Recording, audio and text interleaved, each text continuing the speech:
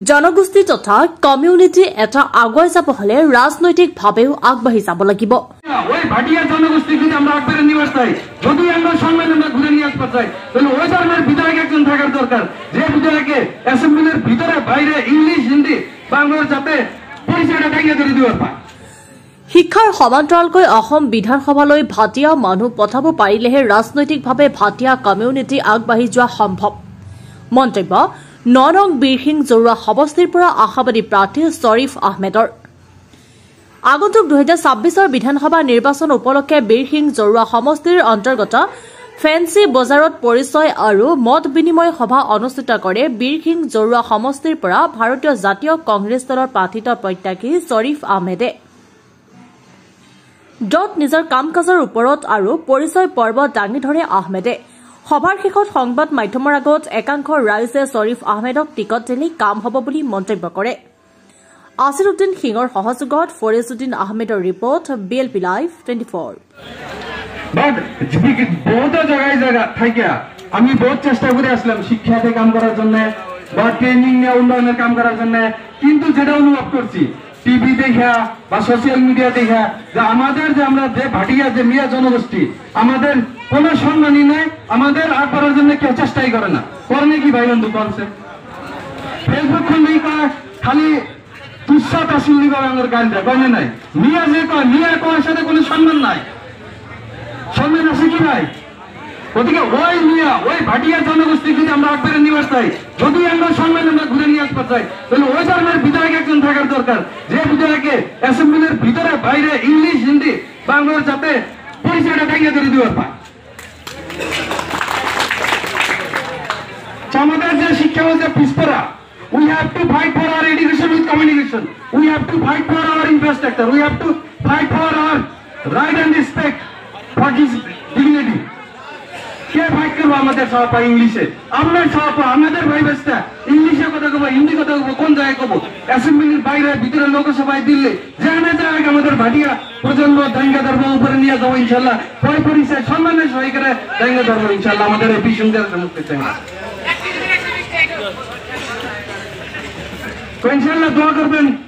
10 বছরে যে ধরনের কাম কাজ করছি, আমার বয়স 35 বছর 36 চলে আছে, পড়াশোনার সাথে সাথে পড়াশোনা দেওয়ার চেষ্টা করছি, করার সাথে তো নিজে যে যে বিভাগে যে যে জায়গায় কাম কাজ করছি, একটা বস্তু ডিসি স্যার কোন বিভিন্ন বিভাগের ইঞ্জিনিয়ার অফিসার কোন নিজে অফিসার ছিলাম, দেখছি যদি ইমান ঠিক রাখা যায়, নিজের ইমান যদি ঠিক রাখা যদি সৎভাবে কাম করার ইচ্ছা থাকে, ইনশাল্লাহ যে জায়গাতেই থাকেন যেখানেই থাকেন কাম করা কৌশলে করা যায়। ওই জ্ঞান বুদ্ধি থাকা সত্ত্বেও কি হয়ে গেছে আমাদের এখানে পাস করে গেছে। তো ওই জন্য বিলাসিয়ারা সায়েন্স একাডেমি 2015 সালে করছি, আজকে 10 বছর হয়ে গেছে।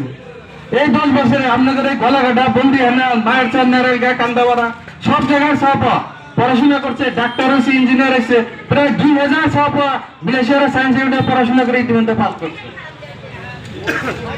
তারপরে আমাদের চ্যাংরা আমাদের ছোট বাচ্চারা যদি ইংলিশ মিডিয়ামে পড়াশোনা করা পায় কম পয়সা, সেই ব্যবস্থা করে গ্যালাক্সি পাবলিক স্কুল খুলছি, ইন্টিগ্রেটেড একাডেমি খোলা হয়েছে বিলাসিপাড়াতে, যাতে আমাদের এই ছাপা সায়েন্সের বাহিরেও কমার্স আর আর্টসে পড়ে করার পায়। এই পড়াশোনা কিভাবে আগে নেওয়া যায় তার জন্য আমি চেষ্টা করার উপরেও 10 বছর ধরে অনেক হিসাবে বিভিন্ন বিষয় চরম চলে নিয়ে আসার উপর আইনে দেখা লাগবে আমাদের মানুষ কত অত্যাচারে আছে, কত কষ্টের মাঝে আছে, তাহলে তারা মনে থেকে ইচ্ছা করবেন যে না এই সমস্যাটা সমাধান করে দিই ইনশাল্লাহ। এইভাবে যদি আমরা পদক্ষেপ নেই, এইভাবে যদি আগ করে দেয়, তাহলে আমাদের সব সমস্যা শিক্ষাবান, স্বাস্থ্যবান, রাস্তাঘাট পান, বড় ভান্ডার পান ইত্যাদি করে যত সমস্যা আছে সব সমস্যার সমাধান হয়ে যাবে। প্রথমে আপোনালোকৰ চেনেলক আমাৰ বন্দিয়ানা ফেঞ্চি বজাৰ তৰফৰ পৰা ধন্যবাদ জ্ঞাপন কৰিছোঁ। আৰু আমি নতুন আনন্দিত হৈছোঁ, আমাৰ এইখন দুৰ্গম এলেকাত শ্বৰীফুদ্দিন আহমেদৰ দৰে এজন সুদক্ষ শিক্ষিত এবং সাহসী ব্যক্তি যে আহি কেণ্ডিডেট হৈছে, তথাপিও ভাৰতীয় জাতীয় কংগ্ৰেছ দলৰ আমালোকৰ আশা এবং বিশ্বাস তেখেত জাতীয় কংগ্ৰেছ দলৰ পৰা মনোনীত প্ৰাৰ্থিত্ব পাব, টিকিট পাব। ভাৰতীয় জাতীয় কংগ্ৰেস আই দলেৰ অসম প্ৰদেশ কংগ্ৰেস কমিটিৰ সভাপতি মাননীয় গৌৰৱ গগৈ ডাঙৰীয়া তেখেত বহুত মেল মিটিঙত কৈ থাকে নবপ্রজন্ম যুব আসামক টিকিট দেব সেই হিসাবে শরীফ আহমেদের টিকিট পাব বলে আমার বিশ্বাস। আর আমার সমষ্টির জর্জরিত সমস্যা দ্বারা সমাধান হব বলে আমি আশা করছি।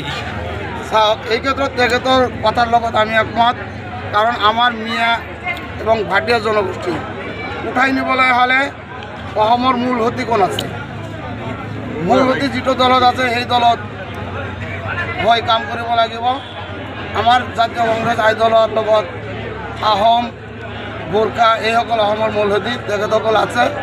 এই ক্ষেত্ৰত আমাৰ বিশ্বাস তেখেত নিশ্চয়কৈ আগুৱাই লৈ যাব পাৰিব আৰু এদিন মিয়া আৰু অসমীয়া এই তফাতটো দূৰ হ'ব, আমি সকলোৱে অসমীয়া হিচাপে বাচি থাকিব পাৰিম বুলি আশা কৰিছোঁ। ডক্টর ফুলচান আলী মোর ঘর বাইশালা দিকে সামনা দ্বিতীয় খণ্ড এই বিলে 26 দুটো ইলেকশন হব। তো এই ইলেকশনত আমার 9 নং বিশৃঙ্খলা সমষ্টি নতুনকৈ হল। বিগত দিনে যে আমি কংগ্রেসক ভোট দিছোঁ আৰু মই সৰুৰ পৰাই কংগ্ৰেসৰ লগতে আছোঁ, আজিলৈকে আছোঁ, বিগত দিনতো থাকিম। কিন্তু আমার একচুয়ালি নিউ জেনারেশন যেটো আহিছে, একচুয়ালি ক্যান্ডিডেট হলে শিক্ষিত হব লাগে, তার সততা থাকিব লাগে, তার বয়স বেশি হব নালাগে, নবপ্রজন্ম হলে আৰু ভাল, নৰ্চাৰ কৰাটো ভাল, সি যেটো ধৰিব সেইটো কৰিব। আৰু বিগত দিনে আমি যে ভোট দিছোঁ অজয় চৌধুৰীক 3-4 আমি ভোট দি জিকাইছোঁ, কিন্তু এতিয়া সি একচুয়ালি বয়সো হৈ গৈছে। এতিয়া টিকিট আমাৰ ওপৰ মহলৰ পৰা কাক দিয়ে আমি নাজানো, কিন্তু ঘটনা হ'ল আমি নিউ প্ৰজন্মক টিকিট দিলে আমি ভাল পাম। ইয়াত উপস্থিত হৈছোঁ আশাবাদী প্ৰাৰ্থী হিচাপে যিজনে আহিছে, এই মানুহজনক যদি হাইকমাণ্ডে টিকিট দিয়ে তেনেহ'লে নিশ্চয় এওঁ জিকিব। কাৰণ যি প্ৰাৰ্থী আগতে 5 বাৰ ইলেক্টেড হৈ গৈছে সেই মানুহজনৰ দ্বাৰা কোনো উপকৃত হোৱা নাই আমাৰ, কাৰণ সেই মানুহজন অকল স্বাৰ্থবাদী মানুহ। কাৰণ আমি নিজে ক'ব পাৰিম যিবিলাক আমাৰ কি পইণ্ট আছে সেইবিলাক যদি তাৰ সন্মুখত দাঙি ধৰোঁ তেনেহ'লে মোৰ লগত কথা ক'ব নোৱাৰিব। কাৰণ মই নিজে তাৰ লগত চেলেঞ্জ কৰিছোঁ, চেলেঞ্জ কৰি তাক এই বাগান বজাৰত তাৰ লগত চেলেঞ্জ কৰিছোঁ। মোক কিন্তু চিনি পায়, ভালভাৱে চিনি পায় চৌধুৰী সাহেব।